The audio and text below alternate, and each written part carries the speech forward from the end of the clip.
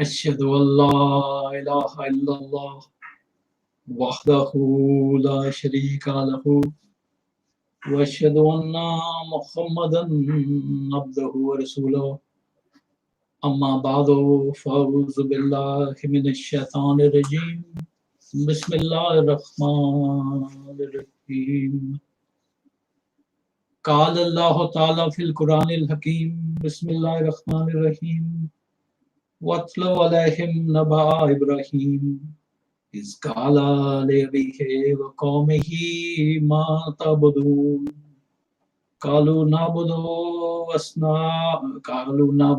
أصناما ونظل لها كثير صدق الله العظيم.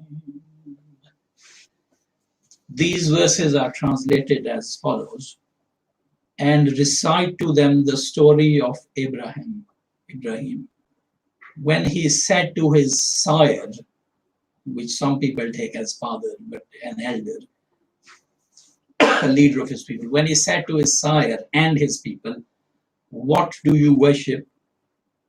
They said, we worship idols. قالوا نعبد أصناما. So we shall remain devoted to them. فَنَظَلُّ لَهَا عَاكِفِينَ. We will remain devoted to them. This is chapter 26, verses 69 to 71. Abraham arose among a people who said, as quoted here, who said that they were devoted to their idols. He preached against idol worship in the strongest terms, most vociferously. Now, I quoted here from chapter 26 of the Quran. In chapter 37 of the Quran, where his dream of sacrificing his son is described, before describing that dream, it is stated, it is related how strongly Abraham condemned the idol worship of his people. And it is related there in chapter 37 that he said to them, what is it that you worship? It is a lie. Gods besides Allah. Is that what you desire? Gods besides Allah. This is verses 85 to 86 of chapter 37. Now these verses then are followed by several short verses, which I won't quote here, about how sternly Abraham denounced their idol worship and how strongly he argued against that worship. And at the end, this topic concludes as follows: Qala atabuduna ma tanhitun wallahu khalaqakum wa ma tamalun kalubnu lahu bunyanan falquhu fil jahime faradu bihi kadan fajalnahumul asfalin, which translate as follows: he said, Abraham said, do you worship what you carve out? And Allah has created you and what you make. Allah has created not only you, but these things you are making. And they said, the people, build for him a building and then cast him into the flaming fire. And it says here, they designed a plan against him, and we, that should say Allah, we brought them low. In other words, their plan failed. This is verses 95 to 98 of chapter 37. So Abraham was prepared to be thrown into burning fire for the sake of preaching that there is only one God. And this is this verse, which I've just read above, which is followed by that story of his dream, that Abraham prayed, my Lord, grant me a doer of good deeds. So when we gave him the good news of a forbearing son, so we gave him the good news of forbearing son, that is to say Ismail. But when he became of age to work with him, Abraham said, my son, I have seen in a dream that I should sacrifice you. So consider what you think. He said, my father, do as you are commanded. If Allah please, you will find me patient. So when they both submitted and he had thrown him down on his forehead, we, that's to say Allah, we called out to him saying, O Ibrahim, you have indeed fulfilled the vision. Thus do we reward the doers of good. Surely this is a manifest trial, and we ransomed him with a great sacrifice. It was a great test. And these are verses 95 to 107 of chapter 37. Now, a question has been raised as to how Allah could command a prophet to slay his son, even if Allah was only testing him. The answer is that it is not stated here that Allah gave such a command, but all that it is stated here is that Abraham saw himself doing this in a dream. If it had been a command of Allah as such, Abraham would have consulted his son for his opinion, asking, what do you think? What is your opinion? So our interpretation is that Abraham thought this was Allah's command, and he thought so because human sacrifice was common in the world at that time, sacrifice to gods. And this was also true in the area where, region of the world where Abraham lived. So Abraham concluded that this was what Allah required him to do. Now then someone raised recently another question on this. They said, well, how could Abraham even think of carrying out a barbaric act such as human sacrifice? How could Abraham think that Allah had commanded him to sacrifice his son, a human being? And there is a plausible answer to this, which I've come across in an old, either as a khutbah in the Islamic Review from the 1930s, and which I've further modified a little bit and expanded on. And that answer is, why did Ibrahim think that Allah was commanding him to sacrifice his son? That is that Abraham saw around himself people who were so devoted to idols and other objects of worship, so much wanting to please them, that they sacrificed human beings for their sake. That was going on around Abraham. So Abraham felt that he needed to express no less devotion to the one true God than these people were expressing to their idols.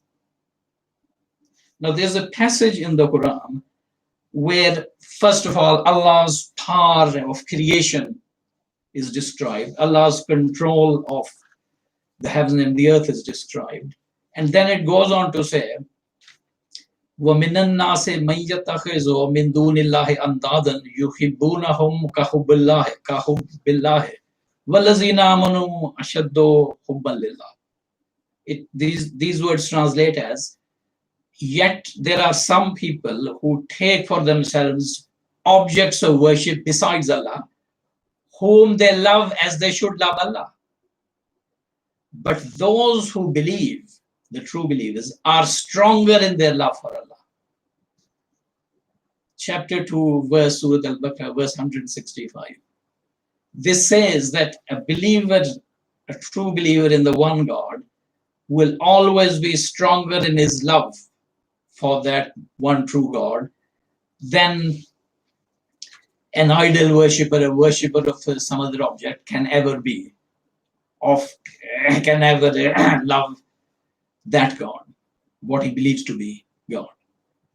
So Abraham felt that he should not have any less love for Allah than the idol worshippers had for their false gods. So he was prepared to take the dream as a command, and after obtaining his son Ismail's agreement, he attempted to proceed with the sacrifice. But then Allah revealed to him that what he saw in the dream was what he had already done.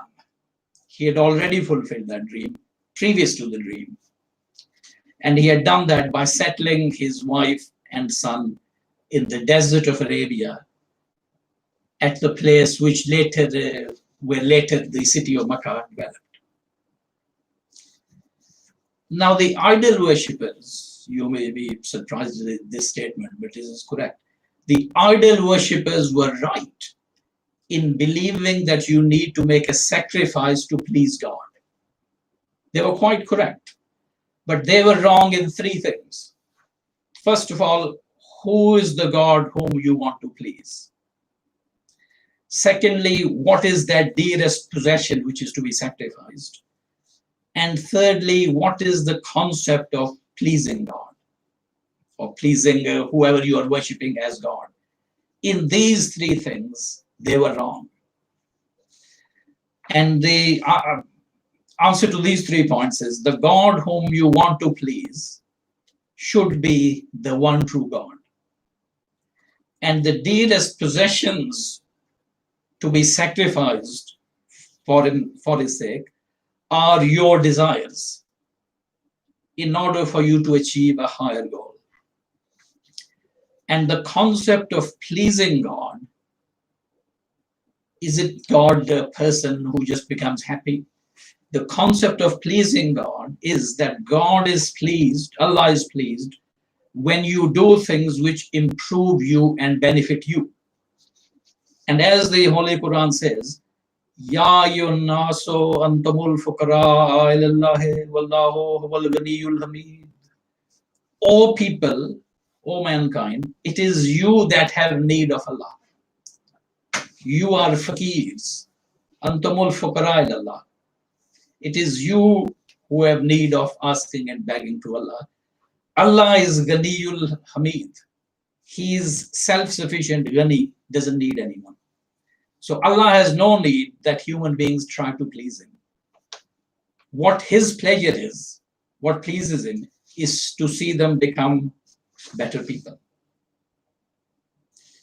Now, Abraham had to interpret his dream to work out what God wanted him to do. It wasn't clear from his dream. And he gave his dream the interpretation that he took it to mean the hardest duty that could be imposed on him. He gave it that meaning. But you see, we have another example of a people given in the Quran who kept on putting off an actual command of God. And this is an incident related in Surah Baqarah, chapter 2 of the Holy Quran, quite well known. But I'll quote only the opening line of that account in translation. And when Moses said to his people, Allah commands you to sacrifice a cow. When Moses said this to his people, Allah commands you to sacrifice a cow. This is verse 67 of chapter 2. Now, this was apparently a cow that they wished to continue worshipping because they'd picked up these habits from the Egyptian people, the Egyptian idol worshippers, under whose slaves they had been till recently. Now, when Moses said this to them, that Allah commands you to sacrifice a cow, they first laughed and said, how can this be a command from God? And then they started asking questions about the exact description of the cow, that Moses asked you, Lord, what sort of a cow it is, what color it is, etc. And so Moses kept on going back and forth and bringing answers. And eventually the cow was described so exactly that they had no option but to sacrifice it. Now their case was opposite to that of Abraham. They knew exactly what God meant, but they didn't want to sacrifice their desire to worship the cow. So they asked for more and more detail.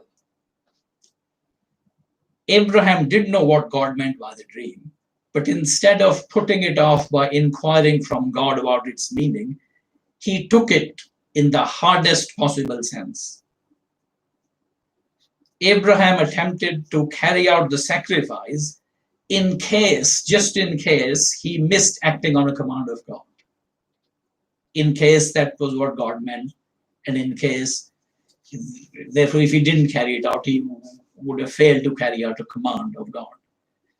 On the other hand, the followers of Moses described in these verses, they wanted to avoid acting on the command of God, and they pleaded ignorance of how to act on it.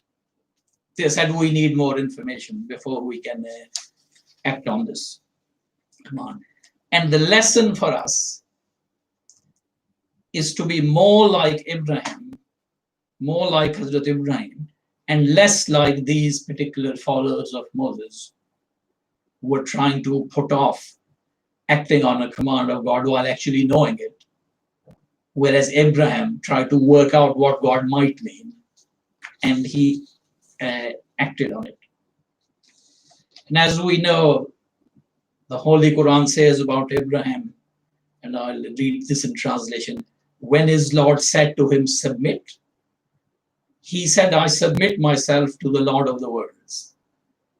And the same did Abraham command his sons, that's to say, to submit to God. This is chapter 2, verses 131 to 132. But submission to God doesn't mean giving up our thinking and our feelings and obeying a set of instructions like a robot. There are many examples in the Quran of Abraham using his reasoning to understand the doctrines of religion. You will remember that story from the Holy Quran. I think it's in chapter 6. I haven't noted down the reference here. That Hazrat Ibrahim observed the rising of a star, then the rising of the moon, then the rising of the sun. And each time he wondered when these rose, is this my Lord? Can this be God? Because these were the bodies worshipped by people. But in each case, the body that he looked to, star, then moon, then sun, that body set. Just like the sun sets, the moon sets, the stars set. So he said, this cannot be my Lord. And he said, I do not love those who set. I love not the setting ones. You see, something which sets, that means you can no longer see it. It's no longer there. So what good is it as God? So this reasoning carried out by Abraham, you see, cannot be called unthinking blind obedience, that he is told these things aren't God, there is only one God, and he says yes, and without any further thinking, involvement of his mind, his heart, he just accepts it. No, he presents arguments. In this case, he was actually presenting arguments to himself. And finally, I will quote again in translation what Abraham told his people as to what is God. And this is from chapter 26, verses 78 to 89. Abraham said this, God is He, Allah is He in our terms, Allah is He who created me, then shows me the way, and who gives me to eat and to drink, and when I am sick, He heals me. And who will cause me to die? He is the one who will cause me to die, and then give me life, and who I hope will forgive me my mistakes on the day of judgment. And then he prays, my Lord, grant me wisdom and join me with the righteous and ordain for me a goodly mention in the later generations and make me from among the heirs of the garden of bliss. And then he asks forgiveness for this idol worshipping elder of his. Forgive my sire, surely he's in error. And do not disgrace me on the day when people are raised to life, the day when wealth will not avail, sons will not avail, but accept him, only he will be accepted by Allah, who comes to Allah with a sound heart, qalbin salim. So you notice here that Abraham strikes positive notes about God. He doesn't say, God makes me hungry and thirsty. He says, God gives me food to eat and drink to drink. He doesn't say, God makes me ill. He says, God heals me when I'm ill. And when he says he will cause me to die, he then adds that he will raise me to life again. And here Abraham is conscious of making human errors as human beings make, and he hopes for forgiveness. Being such a great prophet with so many promises, he still hopes for forgiveness. He doesn't say, my forgiveness and salvation is guaranteed. It may have been, but he doesn't say it. He doesn't act like that. And lastly, I don't know whether I read those particular words from the extract which I quoted. My Lord, grant me wisdom and join me with the righteous. So he prays to be granted wisdom. In other words, knowledge which improves his insight and intellect, and by means of which he can benefit others. And lastly, he says that that person is saved on the day of judgment who comes to God with a sound heart. Qalbin salim. And a sound heart, there may be many interpretations, a heart that is content and fulfilled, and a mind that is satisfied intellectually. So the needs of your rational side as a human being and your emotional side, they have all been met and satisfied. Barakallahu lana wa lakum fil Qur'anil Azim wa nafa'na wa iyyakum bil ayati wal zikril hakim. Innahu ta'ala jawadun karimun malikum barrufur rahim. Jazakallah.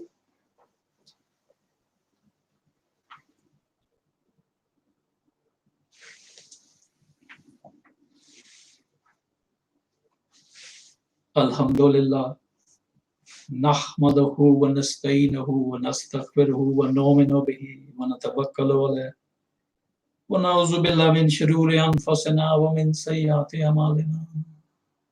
Man yahdihillahu fala mudilla lahu wa man yudlilhu fala hadiya lahu. Wa nashhadu an la ilaha illallah wahdahu la sharika lahu wa nashhadu anna Muhammadan abduhu wa rasuluhu. Allahumma salli ala Muhammadin wa ala ali Muhammadin kama sallaita ala Ibrahim wa ala ali Ibrahim innaka Hamidum Majid. Allahumma barik ala Muhammadin wa ala ali Muhammadin kama barakta ala Ibrahim wa ala ali Ibrahim innaka Hamidum Majid. We may add a few prayers of our own here. Allahumma ansur man nasra deena Muhammadin sallallahu alayhi wa sallam wajalna minhum. May Allah make us from among those who aid and assist the cause of Islam. Allahumma khzul man khazala deena Muhammadin sallallahu alayhi wa sallam wala tajilna minhum. May Allah make us not from those who bring shame and disgrace on the religion of the Holy Prophet Muhammad sallallahu alayhi wa sallam. Rabbana la tuzigh qulubana ba'da idh hadaytana. Rabbana la tuzigh qulubana ba'da idh hadaytana. O Allah, make us not to deviate after you have guided us. Rabbana la tuzigh qulubana ba'da idh hadaytana wa hab lana min ladunka rahma innaka antal wahhab. And grant us your mercy. Wa hab lana min ladunka rahma. Grant us mercy from yourself. Innaka antal wahhab. You are the most liberal, most generous of givers. There may be, well, there are people around the world, in our community, among our friends, in our Jamaat, people of our religion who are suffering difficulties of various kinds. There are various disasters afflicting the world. Then, while undergoing one disaster and still not free from it, another comes on top of it. And some of these are undeniably the results of bad deeds of human beings and can be directly attributed to people's neglect and greed directly. So we ask Allah that may He send His aid and assistance and help to relieve the distress of everyone, no matter how they got into that position, no matter who they are, Muslim, non-Muslim, whatever color they are, whatever creed, and however they managed to get into that position as a trial or by their own deeds, that may Allah have mercy on them. May Allah lift their suffering and bring them peace and comfort and recovery and solace. Ameen. And to those who are ill from among our near and dear ones, may Allah grant them shifa and healing and restore them to, all of them, to full and complete health, and may He guide us onto the right path. So, Inna Allah ya'muru bil adli wal ihsani wa ita'i zil qurba wa yanha 'anil fahsha'i wal munkari wal bagyi ya'izukum la'allakum tadhakkarun. Ibadallah uzkurullaha yazkurkum waduhu yastajib lakum wa la zikrullahi ta'ala akbar. And with that, after Iqamah,